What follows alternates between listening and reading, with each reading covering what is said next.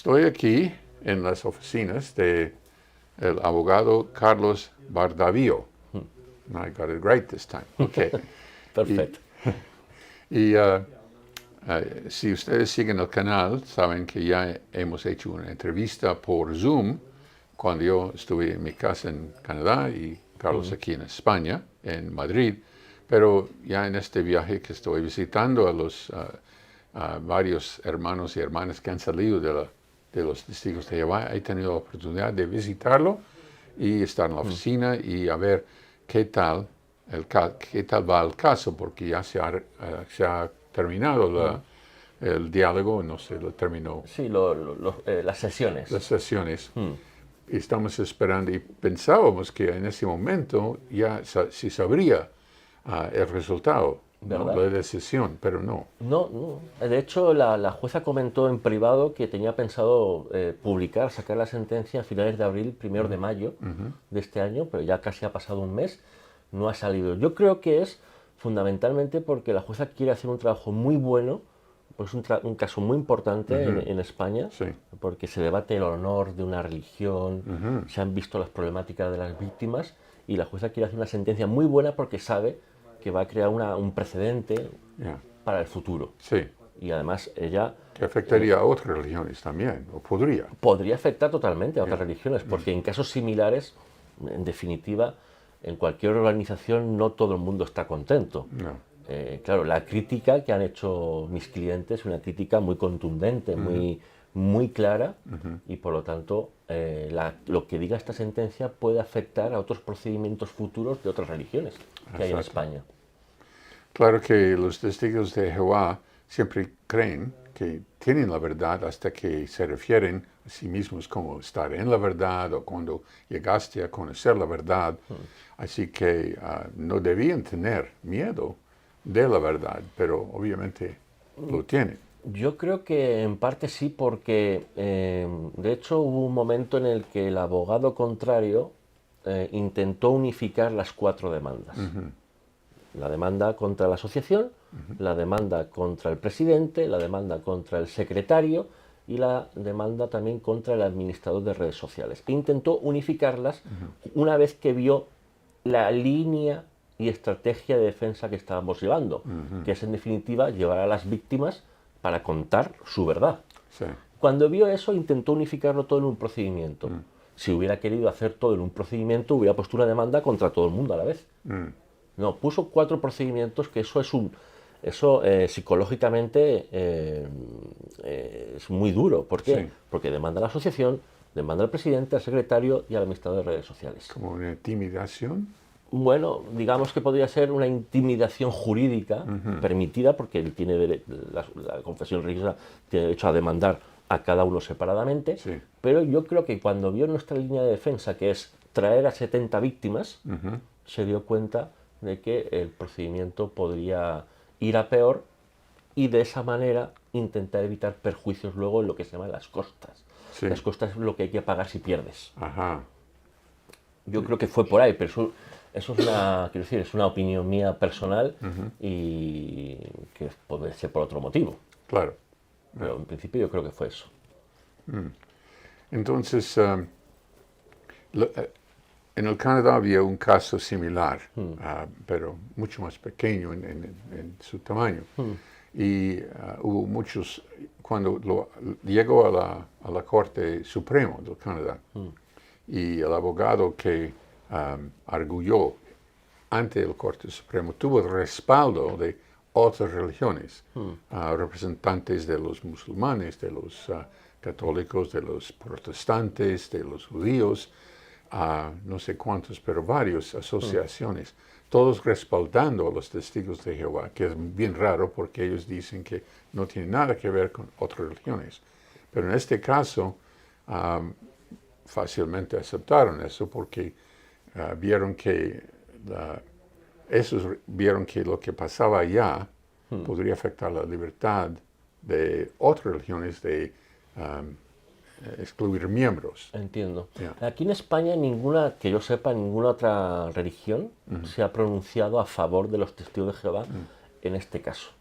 Es decir, ninguna otra religión ha defendido que haya un derecho al honor porque las víctimas critiquen a la confesión religiosa, a su confesión religiosa. Ajá. No ha salido la religión judía, ni la musulmana, ni protestante, ninguna otra religión, a pesar de que es un caso que ha tenido cierta repercusión mediática. Sí. Ha tenido bastante alcance por cadenas de televisión nacional, prensa escrita como el periódico El Mundo, ABC, que son periódicos de mucho prestigio aquí en España y también Latinoamérica, pero ninguna otra religión se ha pronunciado sobre el tema. Yo creo, como he comentado en alguna ocasión, que no han meditado suficientemente la repercusión negativa que puede tener que alguien se defienda. Es decir, cuando alguien como los testigos de Jehová dicen que se ha vulnerado su derecho al honor, yo lo normal es que tenían que haber pensado que nuestra manera de defendernos era constatar que hay unas víctimas, que se sienten víctimas y que les ha pasado esto, esto y lo otro. Por lo tanto, no hay una intencionalidad de faltar el respeto a la religión, sino de dar voz a las víctimas a través de la asociación. Exacto. Porque no es la única manera que tienen las víctimas para poder contar lo que les ha pasado. Porque una cosa es contarlo en una red social, en YouTube particularmente, pero a través de una asociación tiene un altavoz jurídico, legal. ¿Qué es lo que ha hecho la confesión religiosa? Intentar eliminar a la Asociación Española de Víctimas, eliminando el nombre de víctimas. Es decir, como si fuera una asociación más. Asociación de perjudicados, no, de perjudicados no, de víctimas. Porque los asociados son víctimas porque ellos dicen que son víctimas. Unas más en una mayor medida, otras en menor medida. Pero todas ellas se consideran víctimas y por eso planteamos 70 testimonios con 70 personas que dijeron clara y taxativamente el por qué se sienten víctimas. Y la confesión religiosa, no, llamativamente, una confesión que tiene como religión, debe de respetar los sentimientos de los seres humanos, llamativamente demanda a sus propias víctimas. Eso es muy llamativo. Y lo interesante es que, y estuvimos hablando de eso recientemente, Jesús dice en Juan 13, 34 y 35 que todos, diciendo que todo el mundo, no importa la religión que tenga o si es ateo, pero todo el mundo reconocería a sus discípulos por el amor que tienen. Y los testigos dicen que ellos manifiestan el amor del verdadero cristianismo. Y ellos dicen que su proceso de expulsión es una demuestra del amor. Pero el hecho de que esas víctimas, ellos son, muchos, yo sé personalmente que muchos no quieren ser testigos de Jehová. Entonces, ¿por qué se sienten víctimas? Si no quieren ser testigos de Jehová y son expulsados, ¿por qué se sienten víctimas? Esto es lo importante. Hay muchos motivos, muchos motivos. O sea, yo creo que, tal como pasó en el juicio, estuvimos entre una cosa y otra, no sé, 50 horas, 60 horas, donde las víctimas contaron lo que les pasó. Yo creo, resumidamente, las víctimas, el punto central es que ellas no sabían la repercusión que tiene el no seguir fielmente los dictados, ojo, los dictados de los ancianos. Y en donde había una barra de medir diferente, unas veces expulsada por cosas muy simples, otras veces por algo más grave, pero todos concuerdan en decir que no conocía la trascendencia, la dureza, el significado de realmente perder a tu familia. Una cosa es cuando uno está dentro, en donde quien es expulsado al no conocerse el porqué, salvo que se comente y se escape la noticia, que muchas veces, por lo que he llegado a entender, de alguna manera se venía a conocer, a través de unos o de otros. Los chismes son fuertes. Los chismes en una comunidad cerrada es normal. Sí. Cuanto más cerrada es una comunidad, más se retroalimenta. Eso pasa en cualquier tipo de organización. Pero claro, cuando no se conoce el motivo claramente, uno tiende a pensar a que si los ancianos lo han expulsado es por una cuestión muy clara y muy grave. Yeah. Cuando lo que hemos demostrado, hemos intentado demostrar en este procedimiento que los motivos de expulsión no eran tan graves, eran muy discrecionales, muy subjetivos. Sí. Y con un procedimiento digamos, de averiguación garante de los derechos humanos, Exacto. de los derechos humanos, de dignidad personal, de un proceso justo. Claro, ahí llega un momento en donde la víctima, a pesar de haber aceptado inicialmente, porque se conoce antes inclusive del bautismo, que la expulsión es un motivo para no tratarte con el expulsado, pero antes de entrar no se conoce la repercusión de todos los dictados, de toda esa subjetividad que hay dentro de los procedimientos de los comités judiciales. Eso es un problema, ¿por qué?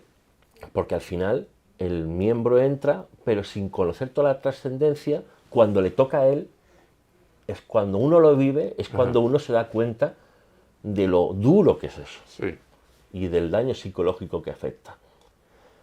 Si a eso sumamos que las normas van cambiando, ¿cómo me puedo sujetar yo a unas normas cuando entro y me bautizo?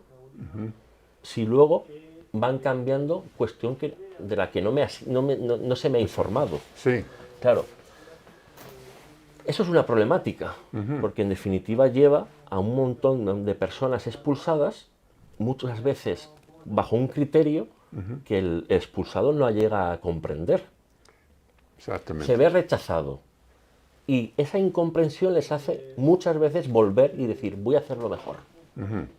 Y es un círculo. Me siento culpable porque me han echado. Algo he debido de hacer mal.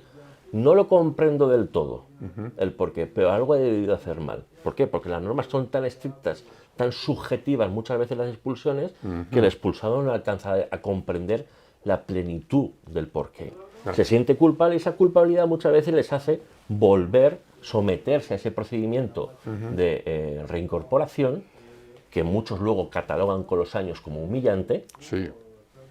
Eso, y es una, como decimos en España, una pescadilla que se muerde la cola. Al final, la autoculpabilización, que en verdad muchas veces viene de ese dogmatismo subjetivo, de una barra de medir diferente en cada caso.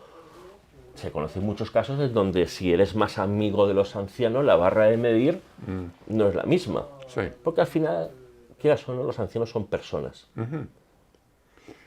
Y el punto es que todo lo que has descrito es antibíblico, porque es anti-amoroso, es contra el amor. El amor busca siempre el bien de la persona. El chantaje emocional no se puede describir como amoroso. Y seguro no es el método que Dios emplea cuando habla en su palabra sobre cómo los cristianos deben actuar, sobre todo el libro de Juan, el apóstol del amor, lo describe muy bien. A mí me preocupó, por ejemplo, volviendo a lo que me estás comentando, Eric, algunas grabaciones en donde algunas madres lloraban a sus hijos diciéndole, hijo mío, no puedo hablarte, pero estaban llorando. No puedo hablarte porque está prohibido, ya se te ha expulsado. Exacto. Pero entonces, ¿por qué llora? Si es algo que se inculca como algo positivo, sí. ¿Por qué llora? Yeah. Llora porque no le ve todo el razonamiento, no le ve todo el sentido a esa cuestión. Claro, muchas veces lo que se ha planteado históricamente en estos casos es que si los testigos de Jehová u otras religiones pueden expulsar. Eso no es una explicación correcta. No. Expulsar, claro que pueden expulsar, como cualquier club social. Exacto. Porque sí. no se somete a alguien a las normas. La problemática está en cómo se expulsa. Esos comités judiciales que las víctimas dicen que se les presiona, se les chantajea, Sí.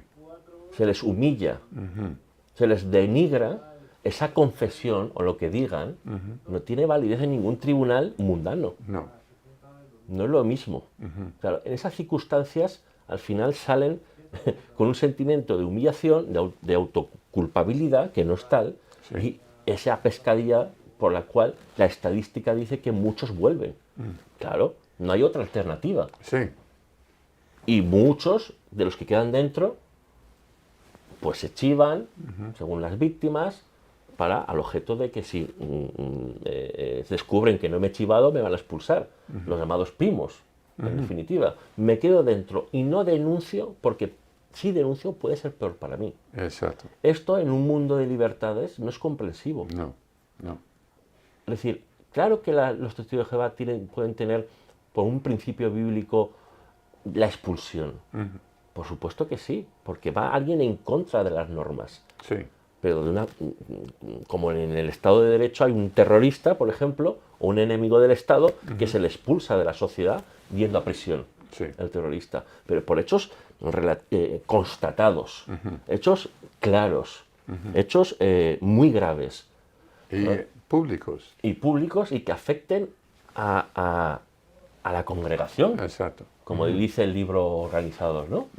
Que afecten al espíritu. Sí, ¿Qué es lo que hemos visto a través de las víctimas de los testigos de Jehová aquí en España? Que muchas expulsiones eran discrecionales, por si acaso, prospectivas, es decir, porque ha fumado de una cachimba, dijo un chico, joven, que incluso expulsiones siendo menor de edad. ya. Esto es muy grave, Sí, porque el Estado español al menos tiene que saber lo que representa la expulsión de un menor de edad para con su familia. ya, porque para muchos les corta toda relación familiar. Hubo un chico que lo relató, ya no recuerdo si en aquel momento era menor de edad o mayor de edad, pero él dijo, yo me bauticé con 16 o 17 años, creo que recordar. Y él dijo, yo supe y entendí la trascendencia de la expulsión el día que me expulsaron, y al salir del comité judicial, mi madre no me hizo la cena. Ahí entendí qué significaba la expulsión.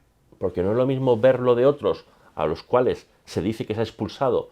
Evidentemente, como no se sabe el motivo, todo tiende a pensar de que lo que ha hecho es gravísimo Sí, contra Dios, contra Jehová. Claro. Ni se le pregunta porque, al contrario, el chismorreo lleva muchas veces, según dicen las propias víctimas, al postulado o a la idea más grave. oh sí, Se retroalimenta, Yeah, pero no a lo sencillo o a un pecado mínimo, No. al más grave Sí. posible, dentro de las Sí, posibilidades que hay. Claro, eso, yo entiendo que mucha gente que se queda dentro diga, oiga, pues ha hecho un pecado gravísimo, Ajá. pero nadie se preocupa por averiguarlo. No. No, exactamente. Eso es muy llamativo. Nadie se preocupa por averiguarlo cuando hay una relación muy estrecha entre los miembros. Sabe que hay una familia que conozco, eso pasó en los últimos días, aquí unos días, porque me vienen muchas noticias. Y ellos no han sido expulsados, pero ya tienen unos problemas con algunas de las doctrinas que ven, con las prácticas que ven que no están de acuerdo con la Biblia. Entonces ya se tratan a ellos como expulsados y no les invita a eventos familiares como un aniversario. Entonces ellos en una charla decían, pues por lo menos mi mamá, la mamá de una de la pareja, nos habla.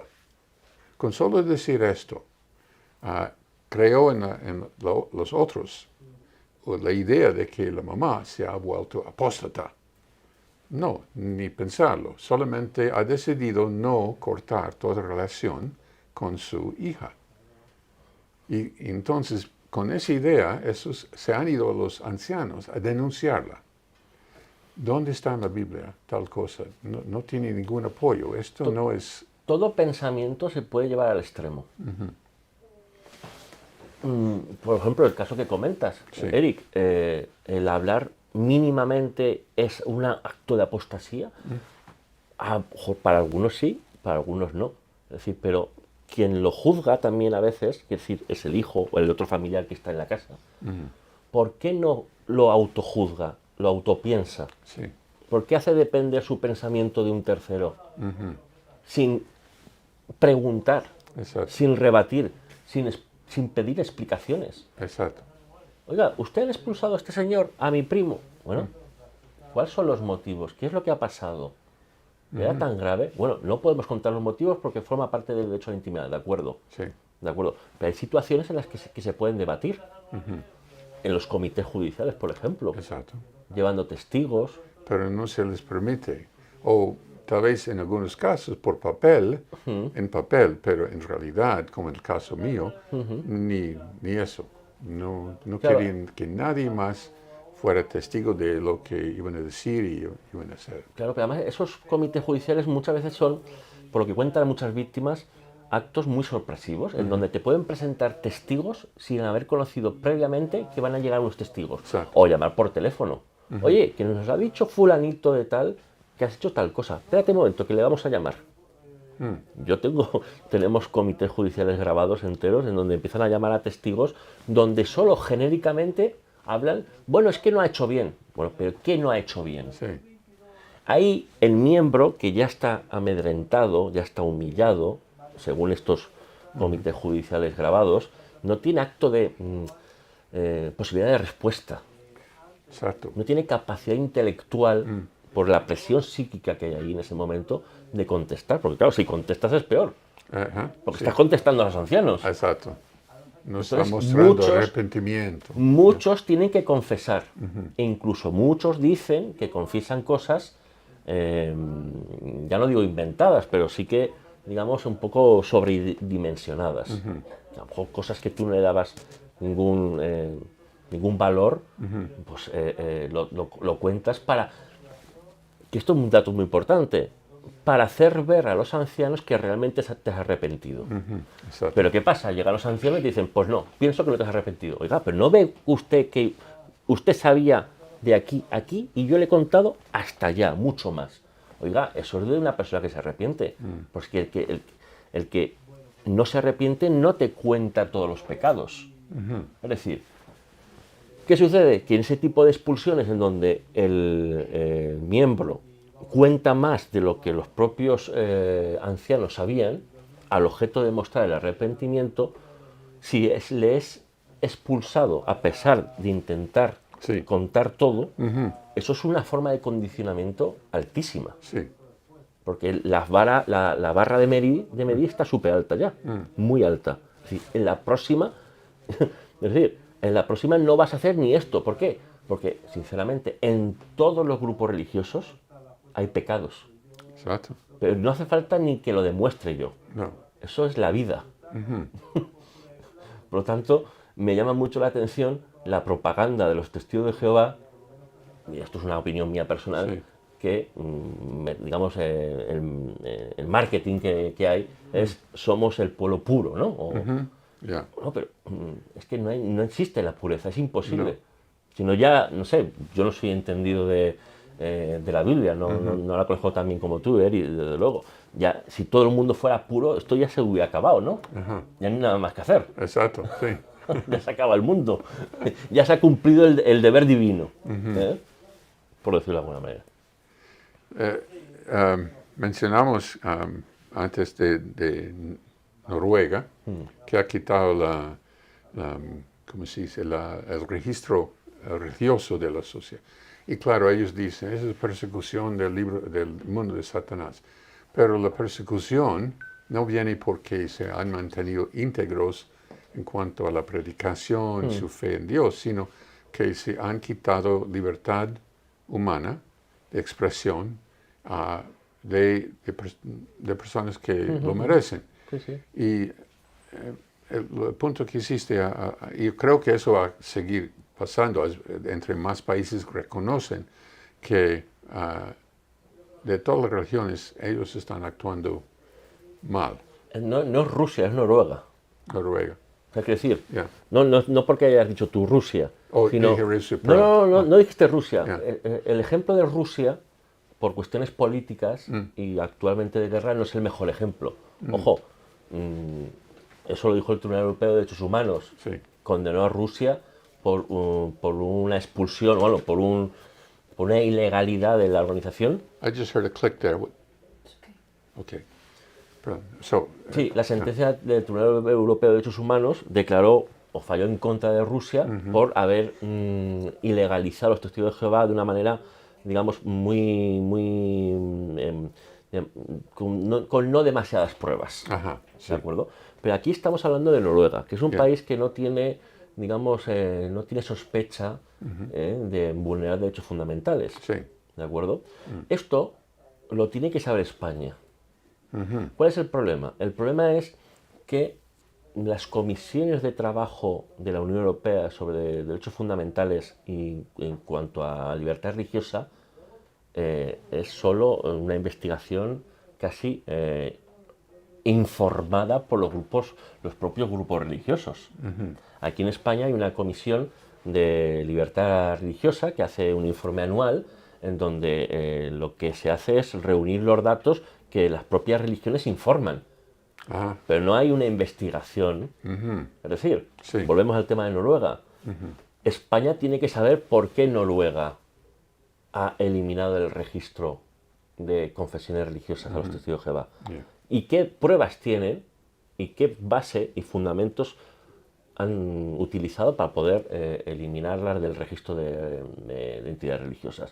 Lo tiene que conocer España. Eso es mucho trabajo. Sí. Hace falta más profesionales o una mayor coordinación en Europa, no al objeto de controlar, digamos, como una cuestión de policía a las religiones, pero sí que a tener mayor respeto hacia aquellas denuncias que hacen las víctimas de algunas religiones. Es decir, investigar el por qué es lo que está pasando en este caso con los testigos de Jehová.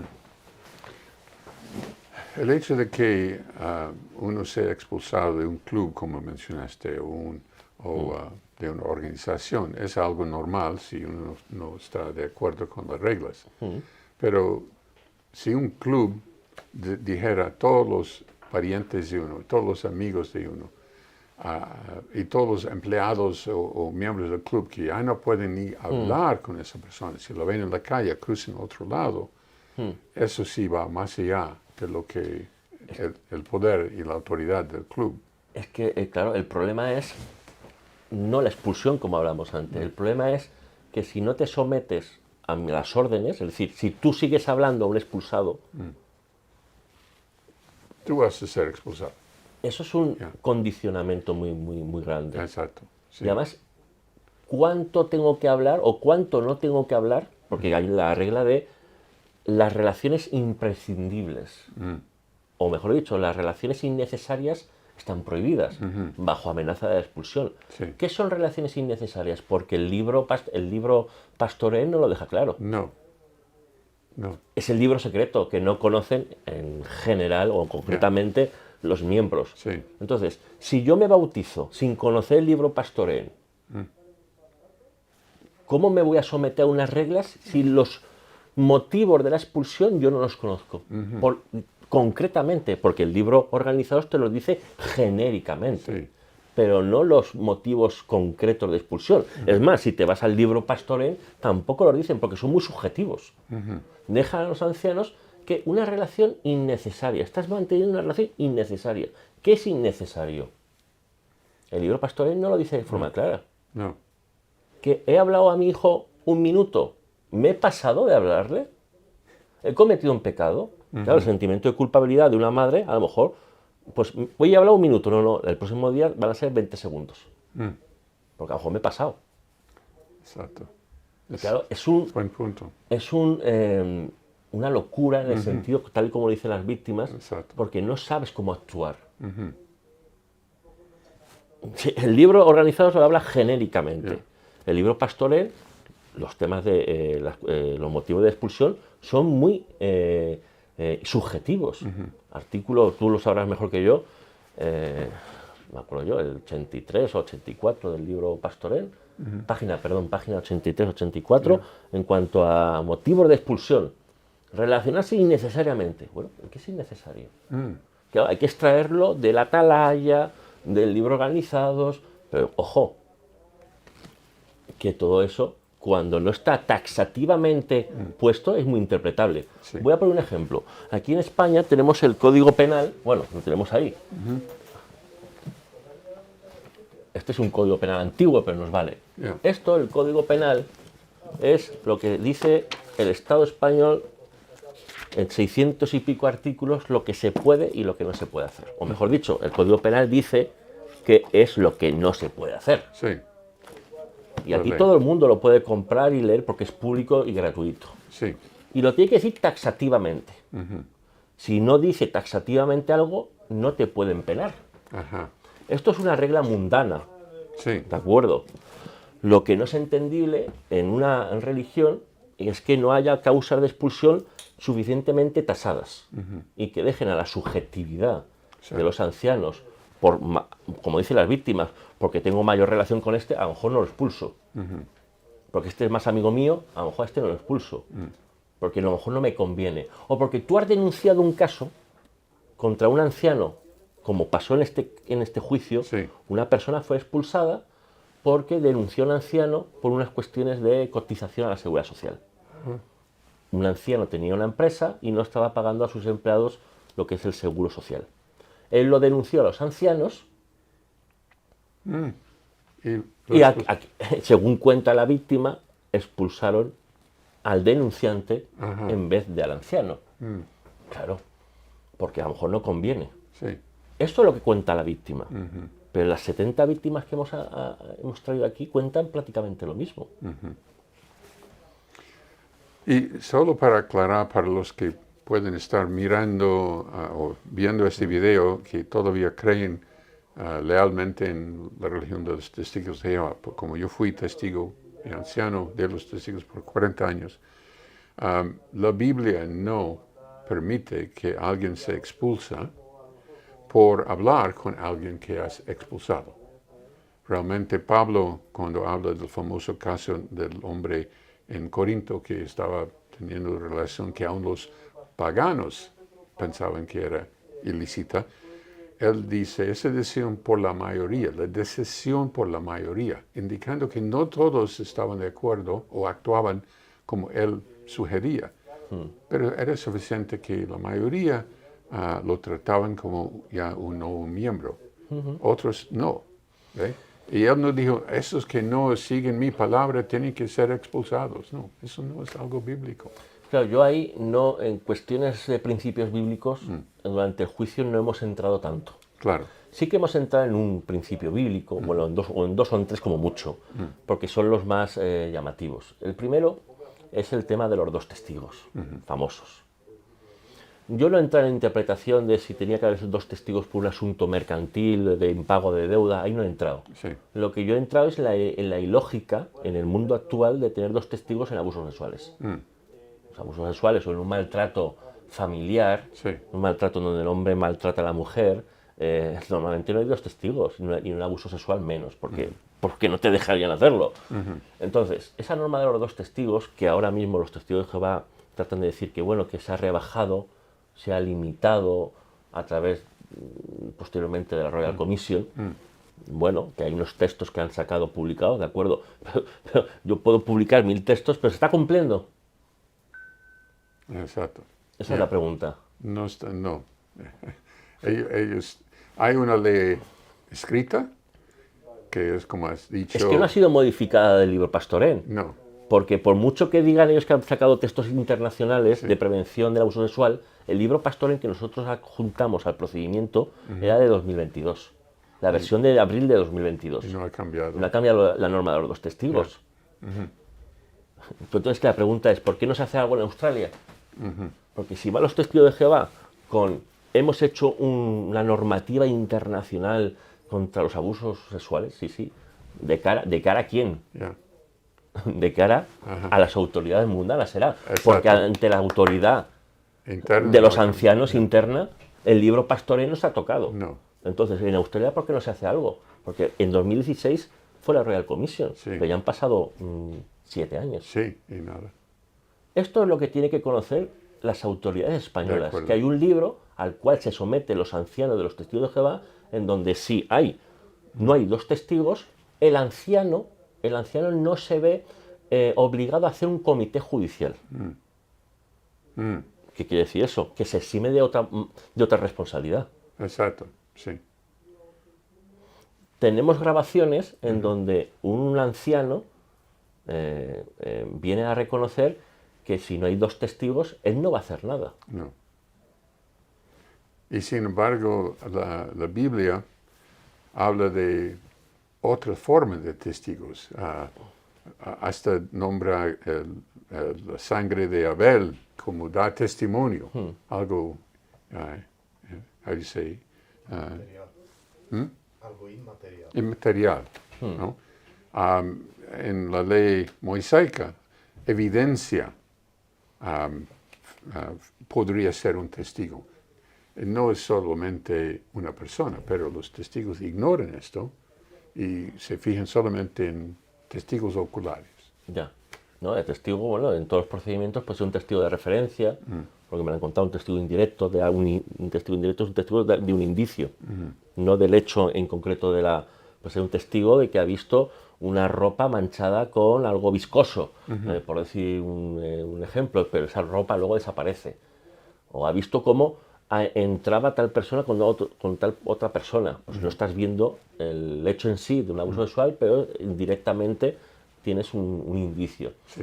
Claro, la pregunta que a mí me hice, la pregunta que yo me hice es ¿por qué se mantiene esa regla de los dos testigos? De esto no se ha hablado mucho, No. pero habría que hablar mucho. ¿Por qué se mantiene? O mejor dicho, después de la Royal Commission, ¿por qué se mantiene el libro Pastorell aquí en España? No sé en Australia, se han cambiado ahí la versión. Aquí en España la regla de los dos testigos. Pues tiene que tener un porqué. Hablando como un ex testigo de mi experiencia, para mí la razón por eso es que si cambian la regla como resultado de una comisión real o algún gobierno, un agente del gobierno, están admitiendo que no son guiados por Dios, porque han cambiado una ley de Dios a raíz de dirección del gobierno del mundo satánico. Pero yo pregunto, ¿por qué no cogemos el pasaje de... A ver, esto ya entra en cuestiones de principios bíblicos que yo no soy experto, pero yo me pregunto como mundano, por decirlo de alguna manera. También hay un pasaje bíblico que habla de que estos dos testigos es en una situación de impago de deudas, ¿no? Sí. Ya, exacto. Y Aunque yo podría decir, bueno, pues no estamos cambiando el principio bíblico de los testigos, sino que estamos matizando que lo empleamos solo en casos mercantiles, pero digo yo, precisar, porque los testigos de Jehová sí que han llegado a precisar algunos principios bíblicos durante su siglo de historia. Y si ellos hubieran salido con esa idea por sí solos, bien. Pero todo el mundo sabe que ha venido a causa de un caso judicial o una comisión real. Pues si tampoco lo conocen. Aquí, los testigos de Jehová que vinieron a declarar en el juicio, que aún están dentro de los testigos de Jehová, nadie conocía la Royal Commission. ¿No? Nadie. Eso dijeron. Wow. Interesante. We're getting low on the battery. Oh, getting on the battery. Okay, we better wrap it up. De todos modos, espero que esta entrevista va a salir pronto, pero no muy pronto porque hay varios ya en la línea en nuestro viaje. Así que espero que cuando ya lo publicamos, habrá salido la decisión del juez. Ojalá que sí. Y si lo es, entonces te llamaré Sería muy necesario que esta sentencia se gane o se pierda, ojo. Se gane o se pierda, la conozca todo el mundo. Porque la sentencia va a tener que reflejar sí o sí lo que dicen las víctimas. Exacto. Y la sentencia va a tener que decir por qué no cree a algunas víctimas o por qué sí las cree. Sí. Entonces, es muy necesario que la sociedad sepa lo que les ha pasado a las víctimas. Es decir, habrá gente que no es víctima. Yo no digo que no. Yo no lo discuto. Y habrá gente que se considera víctima. Mi pregunta, que yo les preguntaba en el juicio a los testigos de Jehová, oiga, ¿usted se ha interesado por alguna de las víctimas? De alguna de las personas que dicen que son víctimas. Sí. Ninguno me dijo que se había interesado o había llamado. Y entonces a mí eso me llamó mucho la atención. Exacto. Porque, a ver, cada uno tiene su cosmovisión y su religión, etcétera, etcétera. Pero cuando 70 personas dicen que son víctimas, Yo creo, no sé, la Iglesia Católica, no sé hasta qué punto, pero creo que llamó a preocuparse por, o el Papa se pronunció en su día, o obispos se han pronunciado en su día, en que esto es algo que no se puede permitir, o hubo diálogo con las víctimas, en algunos casos en Estados Unidos o en España. Es decir, a mí me llamó la atención que la propia confesión, a través de sus propios ancianos, dijeran en el juicio, Sí. o miembros normales, que no se habían interesado por las víctimas. Y a mí me llama la atención mucho eso. No lo entiendo. Sobre todo una religión que dice que es amoroso, que busca el bien de todo miembro. Claro, y a mí Ya. me llamó la atención. ¿Que tienen derecho a no llamar a las víctimas? Por supuesto que sí. ¿Que tienen derecho a pensar que las víctimas están mintiendo? Por supuesto que sí. Pero yo creo que lo normal en un mundo, digamos, pluralista, ¿de acuerdo? Sin perjuicio de los dogmas y principios bíblicos de los testigos de Jehová, es, en definitiva, ver si ha pasado algo. Exacto, sí. Ver si de esas 70 personas alguien tiene razón. Y todo lo que dices está totalmente apoyado en la Biblia, en el ejemplo de Jesús mismo, quien, aunque hablan de que un expulsado debe ser como un hombre de las naciones y un recaudador de impuestos, pero Jesús habló con hombres de las naciones, curó la sierva o el siervo de uno de ellos y comió con recaudadores de impuestos. Así que ese es el ejemplo que debemos seguir seguramente los testigos. Yo creo que esta sentencia abrirá un paso. Yo creo, y además lo dije así en el juicio, miré a los representantes de los testigos de Jehová y les dije que a ver si este procedimiento servía para que se buscara la verdad de lo que les había pasado a las víctimas. De si este procedimiento podía servir para preocuparse por aquellas personas que dicen que lo han pasado tan mal. Eso pasaría si hubiera verdadero amor en la organización. Bueno, seguro Vamos que a lo ver hay. qué El pasa. problema es que hay que sacarlo. Seguro que lo hay. Hay entre individuos, seguro, hay entre individuos. Pero Claro. hablando de la organización que controla a esos individuos con amenazas de shunning, de expulsión, por violar las leyes del cuerpo gobernante, eso es otra cosa. Ya, pero sí, amor sí que hay porque hay una cosa, para finalizar, hay una cosa que me llamó mucho la atención. Yo no había tenido trato con testigos de Jehová apenas en mi vida, pero son gente muy, por lo menos los que yo he conocido y vinieron al despacho y me contaron sus problemáticas, gente muy cercana, muy humilde, muy necesitada de amor y de cariño. Y eso me sorprendió, es gente muy cercana, muy humana. Yo no sé qué es lo que va a pasar con la sentencia, pero yo creo que esta sentencia, y si no se establecerá otra posterior, de alguna manera repare el sentimiento y la dignidad de víctimas, Sí. más allá de lo que está reclamando la confesión religiosa. Si verdaderamente quieren liberarse, tienen que transferir su devoción y lealtad del cuerpo de gobernante a Jesús. Tan pronto lo hacen, veríamos el amor que está en el corazón, pero si no lo hacen, ese amor puede ser aplastado. Gracias, Carlos. A ti, Eri, de verdad ha sido un placer encontrarte en España. Sí. La verdad es que es un gusto y que también nuevamente me hayas hecho esta entrevista y ojalá pues dentro de poco te pueda llamar, no sé, aquí o en Canadá y podamos darte una buena noticia con la victoria de la Asociación de Víctimas de los Testigos de Jehová de Eso España. espero. Muchas gracias. Gracias a ti. Y gracias por mirar.